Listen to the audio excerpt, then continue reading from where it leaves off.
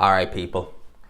Review of the week time. So, lot to talk about. A lot of news came out. It's really weird last week in boxing because it seemed as though, because me and Ade, we filmed that AMG man on Wednesday, and we were talking to each other like prior to that. We were like, right, what do we need to go over? Because at the time there wasn't a crazy amount of news that came out that week.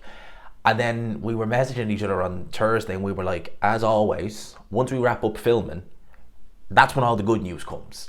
Because it seemed like only had we wrapped up, it was Dubois came back and was saying he wants to fight Parker. Then it was Chisora being named as mandatory. Then it was Deontay Wilder coming back. So we were kind of like, crap. If we left it one more day and filmed on a Thursday rather than the Wednesday, oh, well, God knows the whole show probably would have been over in an hour if that was the case. But it's always the way in boxing. You kind of have a week where nothing's happening, and then boom, loads happens. In terms of the fights that happened over the course of the weekend, there was really only two fights of any interest, and that was Mikaela Mayer versus Sandy Ryan 2. I spoke about that. I actually thought Sandy Ryan would win, to be honest with you, going into it. Now, I haven't actually gone and seen it, but apparently Mikaela Mayer, it was a lot more comprehensive this time than it was the first time. I know a lot of people, some people felt Sandy Ryan won the first fight. I thought she'd be able to improve on it, but no, apparently not. Mikaela Mayer did the job this time, although she did appear to sustain a cut. So Sandy Ryan is very relentless, but Mikaela Mayer, obviously, she figured it out from the first time around. I see Elisa Baumgardner has been mentioning Mikaela Mayer. They did have a very, very good scrap. That scrap that they had on the undercard of Shields Marshall, that was really the fight of the night. And that's the fight most people actually talk about when you mentioned that card a couple of years ago. So they could run that back. A lot of people feel as though Mikaela Mayer was very hard done by. I think at the time when I watched it, because I did watch that fight, I think I had Mikaela Mayer winning. I'm pretty sure it was a nip and tuck fight, but I'm pretty sure I thought Mikaela Mayer just edged that fight. So we could be having that. We also had William Zepeda versus Tevin Farmer. I think there was like Tevin Farmer. Now, their first fight happened on that Latino night in Saudi Arabia back in November. It was actually a very, very good scrap, to be honest with you. And I thought that William Zepeda was very lucky, very, very lucky to get the nod that night, because, and apologies if you can hear any noise going on outside, I don't know what's going on out there.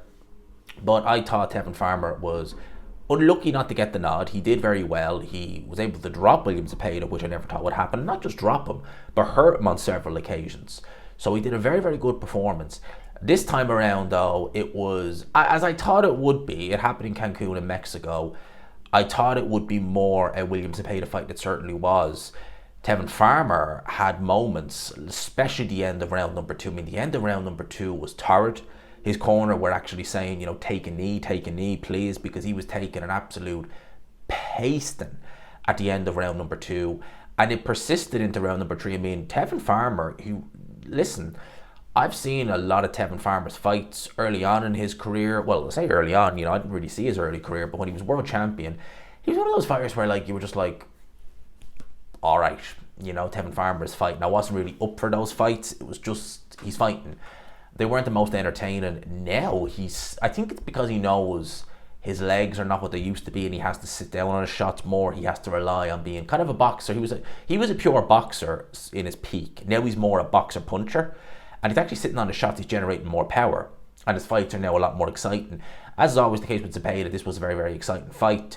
William Zepeda won this fight quite clearly, in my opinion, but I still think Tevin Farmer showed there are many, many holes in William Zepeda's game. He is one of the fittest fighters in the world, and that I've no doubt of. He sets an insane work rate. He's a very fast starter, but he can be countered. And I think him against Shakur, I always thought that would have been an interesting fight. Not now. I think Shakur handily beats William Zepeda. I believe, anyway. That's just what I believe. Let me know your thoughts on William Zepeda. In terms of the boxing news, let's just have a look at the Ring Magazine's website. The first thing I see is that Ryan Garcia has announced that he'll be working with Derrek James again. I knew he worked with him before. I was like, he's definitely worked with Derrek. He's worked with a lot of trainers, Ryan Garcia. Make it out what you will. But I knew he'd worked with him before, and he said, major announcement, working with Derrek James for this camp, and it's been great. Let's go. May the 2nd, Fatal Fury. So Ryan Garcia, again, he will be working with Derrek James. Now, Derrek James, you see, this is something I've said that's been happening in boxing a lot. It's quite a new thing. and I really don't like it. I really don't. Derrek James in 2022, I believe he was named Trainer of the Year. He did a lot of great work that year. Errol Spence loses, and Anthony Joshua has some I don't want to say less than stellar performance, maybe you can say that, but he didn't set the world alight in those two fights he had with Derrek James. All of a sudden, the perception is, Derrek James ain't a good trainer. So now are we gone to the stage now where if a fighter loses, we have to blame now the trainer? Even though a trainer like Emmanuel Stewart had many fighters, many of them lost. None of them are blaming Emmanuel Stewart. Even fighters like, what was it, Darryl Williamson, I think his name was, guy in the 90s, who never really did anything. He was a Gronk fighter. But does Emmanuel Stewart, obviously we know RIP to Manny Stewart, but you get what I mean. You know, you can't blame a trainer for a fighter coming up short. And we're going into this stage now in boxing where a trainer can have a great year one year and a couple of his fighters lose. He's not that good. Well, no, maybe his fighter just isn't that good. Maybe his fighter is fighting a style that he wasn't prepared for. Maybe it's a variety of things. But let's not be so quick to blame the trainer. I think Derrek James is a very, very good trainer. And he's one of the best in boxing. So Ryan Garcia, at the end of the day, Ryan Garcia, he's only in there with Rowley at the end of the day. So he could have blind man Bob saying, I like what I'm seeing, and it wouldn't make any difference. Do you know that sort of way? In there against Rowley, he's going to beat him handily in a couple of rounds, in my opinion, because I've never rated Rowley. Entertaining character, but boxing, new. So that's what I have to say on that. Let's see how let's see what influence he has on Ryan Garcia. I think Derrek James is a very, very good coach. I really, truly do. Derek Chisora says that my final fight will be for the world title. It's all or nothing. That'd be an amazing way to end it. Yeah, so let's talk about this. Derek Chisora this week. Well, Frank Warren earlier in the week was basically alluding to the fact, claiming that Derek Chisora was now mandatory for the IBF title, even though there was no official announcement from the IBF on that. So when Frank Warren made that announcement, you took it with a bit of a grain of salt. You were kind of like, okay, let's just see what happens. He's saying he's mandatory. He is the promoter of both guys. Maybe he's looking to do that fight, worst case scenario. Because we did hear, I think it was, I'm not sure who it was who reported on it, about a week or so ago, where they were basically saying Chisora is a backup for Dubois in case there's a breakdown in negotiations for the fight with Alexander Usyk. And I was kind of thinking, why would he be a backup? I mean, I get it, it would probably sell all right, but why would you have him as a backup? Why wouldn't you just fight Parker or someone like that? And obviously now we know why he's a backup. So the IBF have announced that Chisora will be ordered, or Dubois will be ordered to face Derek Chisora as a mandatory defence. They'll order that mandatory on the 22nd of April. However, they will allow Daniel Dubois to fight Alexander Usyk, as that will trump the mandatory. I still can't quite get my head around Derek Chisora being named mandatory. I really can't. I don't personally think it's a good idea for Chisora to even be that high, because yeah, you could say, gee, he's not done too bad in terms of getting wins over the last couple of years, and yeah, I get that, but to just make him mandatory when he's not fought a final eliminator, I mean, I don't like that for one. And no, the fight he had against Oliver Lane, it was not a final eliminator, it was just a bog standard eliminator to give you a high ranking. It doesn't mean you're mandatory. I don't like it when sanctioning bodies just, pluck a mandatory out of thin air, there you go. And in Chisora's case, as I said, being now that he's mandatory, he's not obliged to really take anything. He can wait this out. So Chisora, he literally could be, he is in line to face the winner of Dubois versus Alexander Usyk. And you got to bear in mind that that'll be for undisputed. So let's just hypothetically say Alexander Usyk. No, let's hypothetically say Danny Dubois wins, because Frank Warren would love that. Let's say Dubois wins, right? He'll then have a mandatory against Joseph Parker that he'll need to fulfill, because he's next in line in terms of mandatories and when they're being called. I would say if it was up to Dubois, he'd jump at the chance of fighting Joseph Parker. I do believe that. I think he would, because I'll talk about that now in a wee bit. So I would imagine he'd probably face Joseph Parker, which would mean then that Dubois would be stripped of the IBF title. That's what I said. You're not really going to be undisputed for very long. He'd be stripped of the IBF. And then Chisora would potentially face someone like a Philip Hrgovic or an Anthony Joshua for the vacant title. So either way, he could get a crack at Dubois, straight crack at the world title, or he could fight for a vacant title. But either way, his next fight, it's a world title fight. And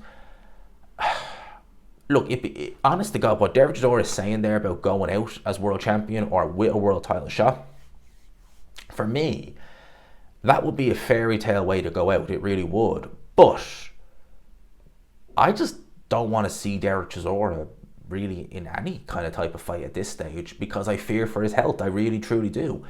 It's not like a fighter who's looking over the hill and, you know, you're worried that, you know, a little jab will knock him out or something like that. Not necessarily that, although Chisora hasn't been looking amazing, he's still been looking good enough to win these fights. You can tell Derrek Chisora's speech is going a little bit, and that to me is an early sign that up there, it's not all where it should be. And a fighter like Derrek Chisora, who I do like, I like him as a fighter, I like him as a person, I think he's a tremendous character. I would love to see him sail off into the sunset. He's made millions and just be happy to enjoy his life. I'd love to see that. I don't want him to suffer down along the road, in a sense of he's got all these millions, but what's it worth when he's and you can't understand the word he's saying. And you see it with certain fighters, they have that look in their eyes, you know, when you can see someone who's got, you can clearly tell they've got a bit of CTE, they've got a bit of, you know, head trauma, where they just stare into, they have that just catatonic stare where they're just staring into space. You see that with, especially with, say, like old wrestlers who are taking a load of chair shots to the head. They have that just, they might not be slurring, but they have that just stare where they're just, I think it's like they're trying to process things. And a lot of people who've had, you know, bad injuries to the head or, you know, repeated concussions, they say that even doing something like watching a movie, they'll need to watch it back a couple of times to remember exactly, you know, what's actually happening, because the mind, they're just forgetting like that. So I really do hope for Derrek Chisora's case that isn't the case with him, and I think that just avoiding going down that road of having another fight, especially against someone like Dubois or Usyk, where you're going to get beaten, in my opinion, and beaten bad, and then the sparring, all that, I would rather he just sail off into the sunset, to be honest with you. I really, truly would. But hey, there we go. So what else do we have? Oh yes, how could I ever forget this? Deontay Wilder will return to face Tyrell Herndon, I think is how you say his name, in a clash on June 27th in the amazingly well-known boxing mecca of Wichita, Kansas. I spoke in that video and I said that someone actually corrected me, because I actually heard that Wichita was the size of Coventry, and someone corrected me and told me it's actually the size of Bournemouth.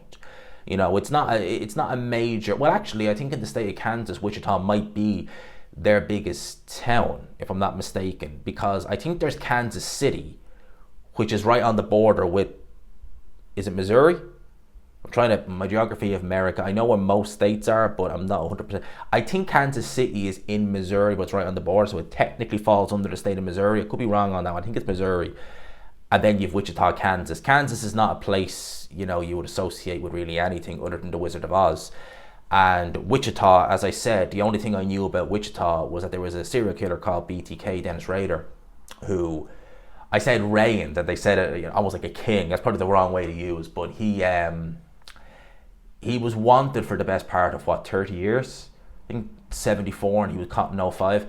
That's the only thing I knew about Wichita, is literally the story of BTK, Dennis Rader. That's all I knew about it.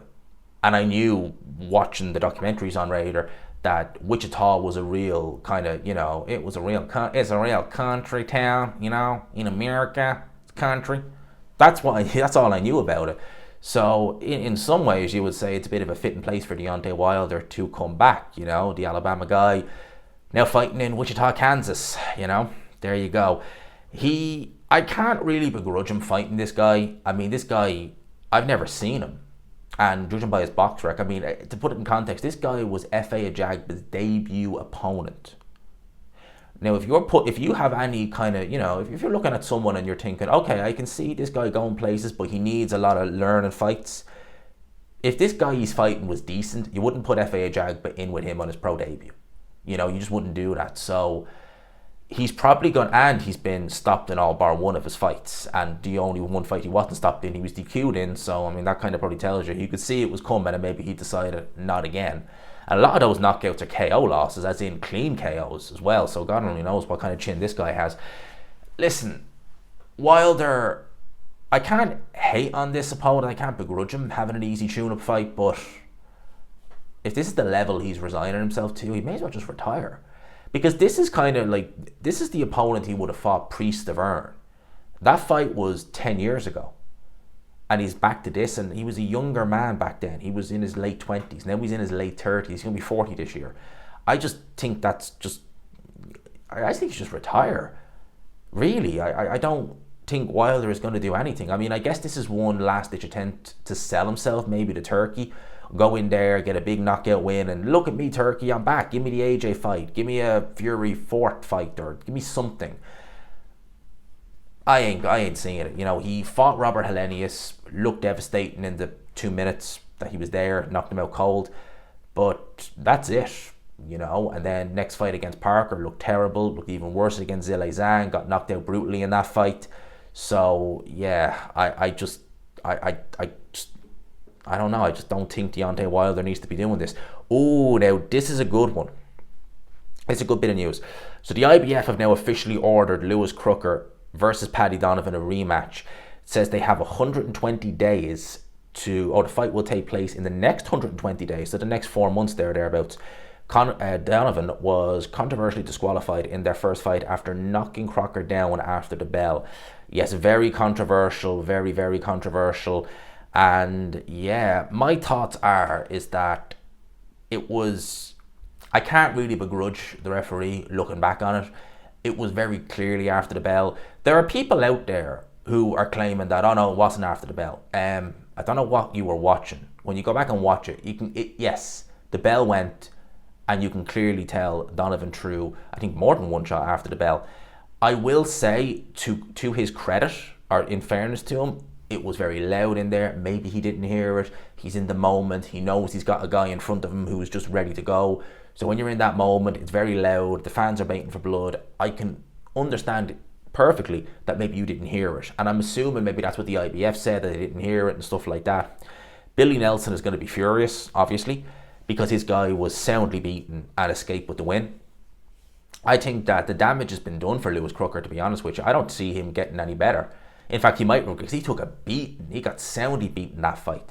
So I think Paddy Donovan is going to win this fight. He is going to be, if anything, I think that he's going to be like Roy Jones when he got disqualified against Montel Griffin. Not in the sense that he's going to be as good as Roy Jones, obviously not. But Roy Jones, when he fought Montel Griffin, I don't even remember the year. It was in the 90s anyway. It was probably 94, 5 or 6 thereabouts. Actually, I think it might have been 97, because I distinctly remember seeing in the rematch, if you go and watch it, it's on YouTube, there's a sign in the crowd that says, Tyson bites, Roy fights. I remember that. That always stuck with me. I remember that.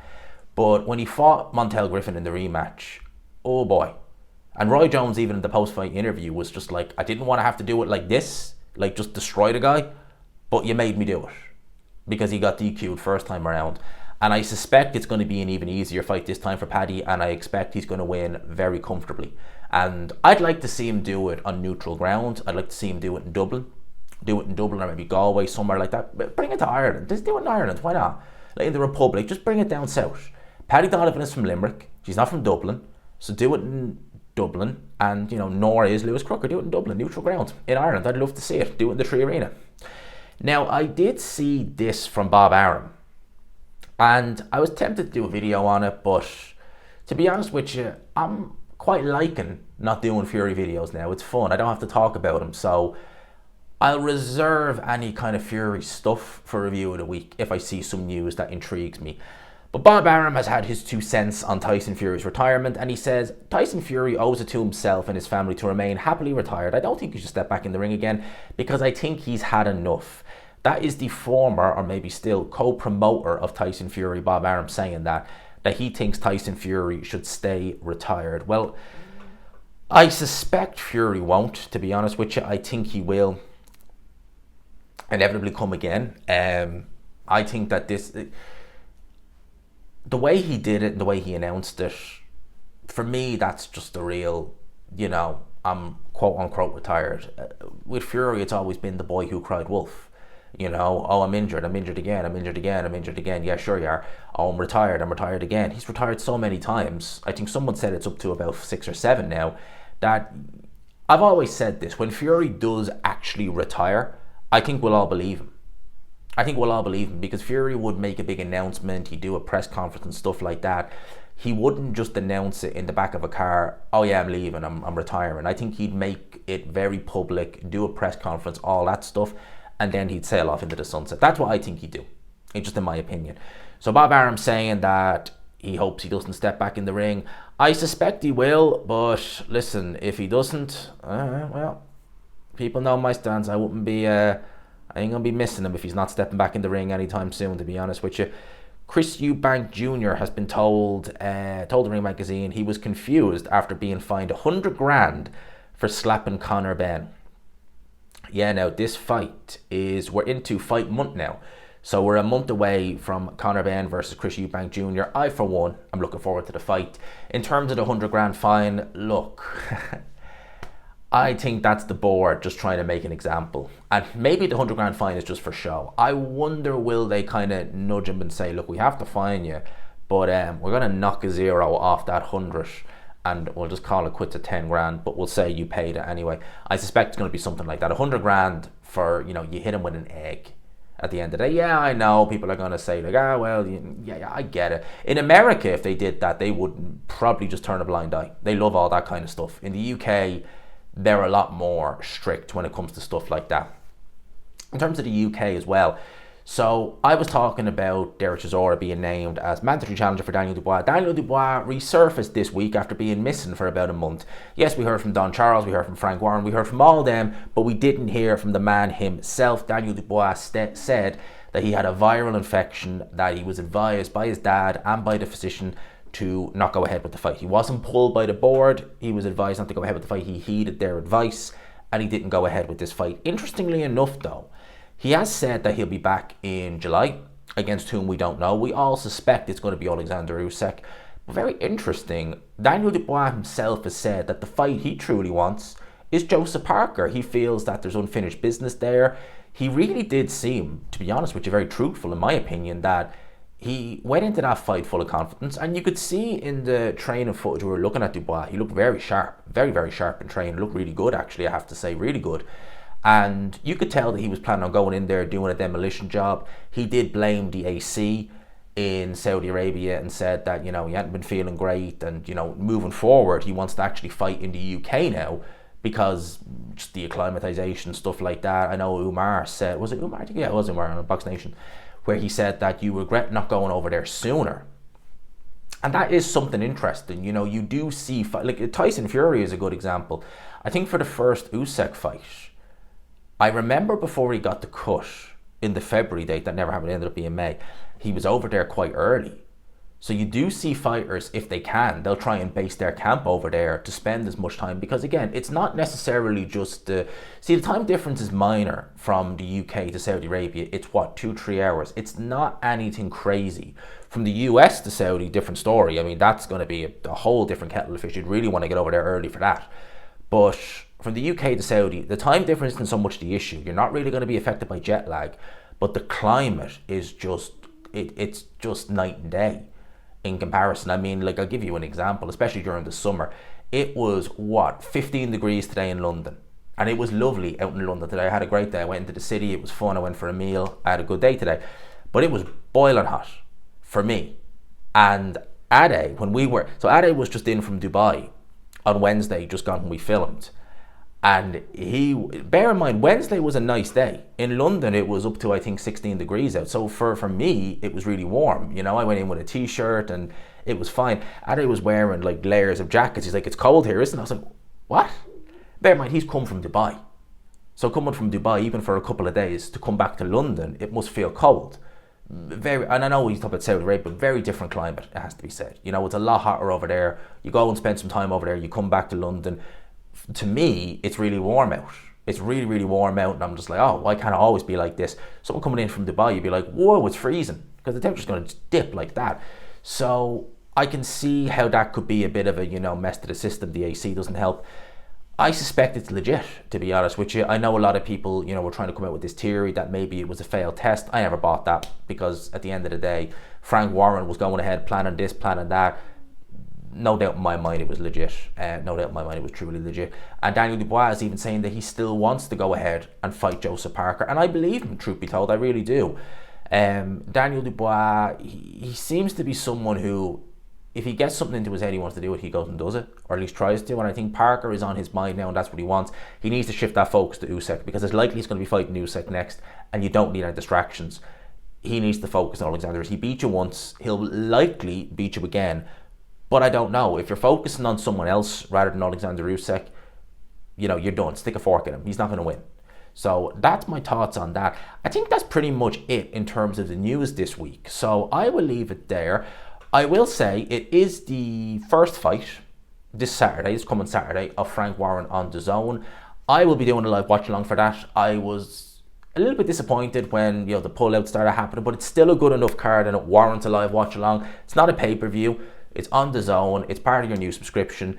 So it's all good. I think it's going to be a good fight. I think Philip Hrgovic versus Joyce is going to be a good fight. I think the card itself looks pretty good. So I'm going home on Friday morning. So I'm meeting some friends over the course of the weekend back home in Dublin. I like to get home at least once or twice a month. And I'm home a good bit this month, actually. I'm home for a couple of weeks at Easter. So I am going home to Dublin on Friday morning. I fly out at 6:45 in the morning. So it's an early flight. I'm taking Friday off. And basically I'll be doing a live watch along this coming Saturday. I will also try and do a live stream maybe tomorrow, maybe Tuesday. Most likely tomorrow I will try and get live, because I had it in my head all week this week, do a live. Lately, since the new year, my life in London has been hectic in a good way. It's been hectic between stuff with Ade and other things that I've been doing. It's been manic, the Ring Magazine stuff. It's been, I'm not complaining about it. It's been an absolute blessing, but it has made life a lot busier, it has to be said. So there are some days where you're just like, live, this is what I'm going to do. Things happen, things get in the way, and it just doesn't happen. So I will try, hopefully, my best to do a live stream tomorrow. We'll talk about whatever for an hour or so. I know a lot of people love doing them. It's a great way for me to interact with you guys, because I get a lot of questions, get a lot of comments, and a live stream is the best way to answer all of them. It really is. So I hope you enjoyed the video. Smash the like button. Have a great week, people. And until next time, probably this evening, I will talk to you. Peace.